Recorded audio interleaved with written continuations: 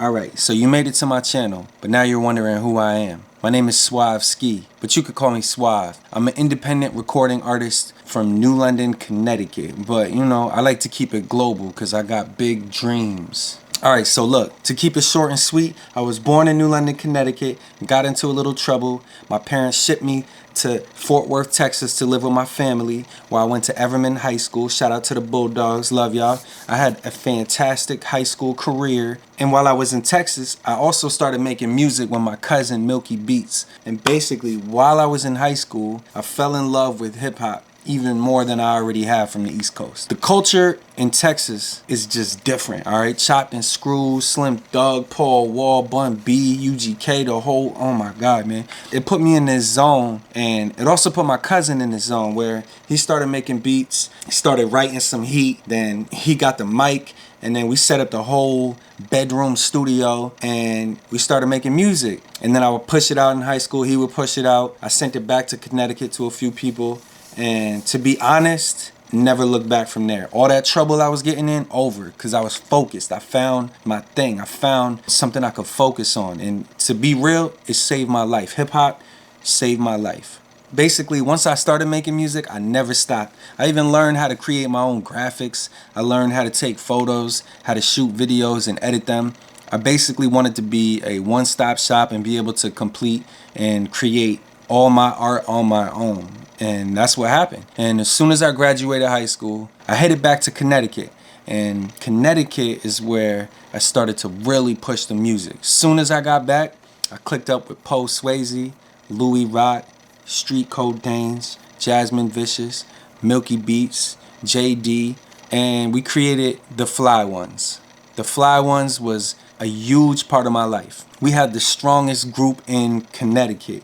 And we were going sick every weekend doing shows. We were dropping music, videos, so much content all the time. We won Whaley Awards in our local hometown. We were going crazy. We created this powerhouse machine, and that's where I got all my fundamental skills, and I really locked in on writing and to hone my craft. And then, when I was 22, I got the news I was gonna have a son. My son, Caden. And it changed my life forever. After that, I got super hyper focused on creating a career and making this really work, and how can I monetize this, how can I start to really make money off of my craft. And you know, I never looked back. If you're wondering what my inspirations were, you know, of course, 50 Cent, the whole G Unit was fire, Lloyd Banks, Kid Cudi, he changed the game for me.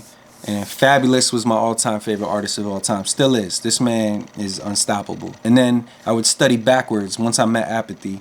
And I fell in love with Guru and Gangstar and that sound. You know what I mean? It was fire. As I progressed and I grew, I started to really lock in on my projects, my albums, singles, how I would put myself out there, how I put my art out there. And I just started to climb. I started to really grow a career from nothing. In 2019, I won Top Album of the Year for Speakeasy with my bro Al Capella. Me and him produced a crazy boom bap underground banger of an album. It just really kicked everything off for me. Check out Speakeasy. And then it never really slowed down from there. From there, we just kept climbing, right? Not only was I growing with my music and my sound and really locking in, but I also was an entrepreneur, and I started Creative Connection, which was a marketing, advertising, promotional company. And I would use it to promote myself and other artists that I was working with. Through Creative Connection, Fox 61 reached out to me, and they wanted me to be a highlighted artist on the CT Creative Futures campaign. We talked all about my music, me being the CEO of Creative Connection, my own marketing company, and then how I founded Art Flame,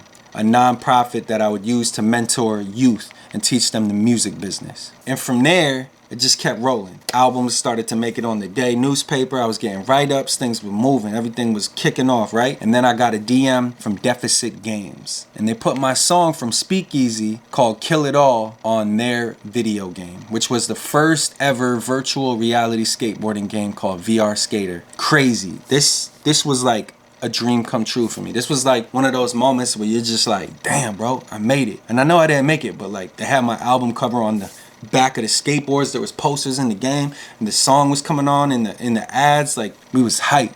And to be honest, that's only the beginning, because the placement started to roll in from my brother Louis Rock, who plugged me into so many other opportunities from there.